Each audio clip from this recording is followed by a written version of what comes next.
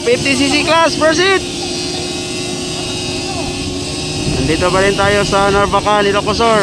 Ayun na! Ayay! Wow!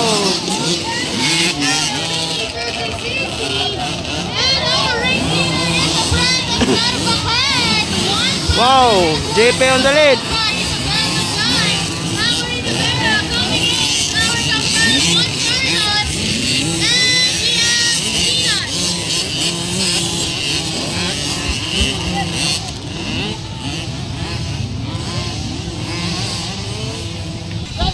Leading it's Juan Pablo. Tito Alvin. Wow. Juan Pablo on the lead. Followed by number 111, Juan Carlos. This is scheduled for 3 laps and we have our Narvacan Pride Rider 12. That is Juan Pablo de la Cuadra. Checking in Olen. Isa Magay and going for Isay the Magay. It's Juan Carlos de la Wow. Cuadra. We also have here Amory de Vera on the line from Alpha. Amory. RJ Malayo. And then Rayon Talaloy. Wow. Change in position. We already have Go, go, go! Isabel Magay now on third. Still on the lead, Juan Pablo. On fourth position, we also have Amory de Vera.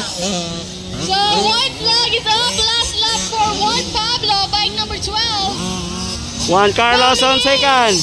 We also have here rider number 16. And then Amory. That is Juan Carlos de la Cuadra. Our first and second rider, pride of Narvacan, Ilocosur.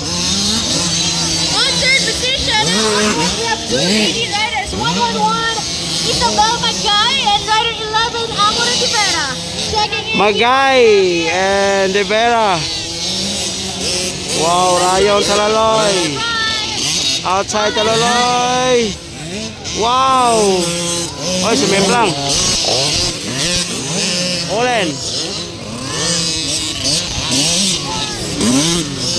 Wow. Wow. Oy, sumemplang. Here we go for the checkered flag. That is rider number 12, Juan Pablo de la Cuadra.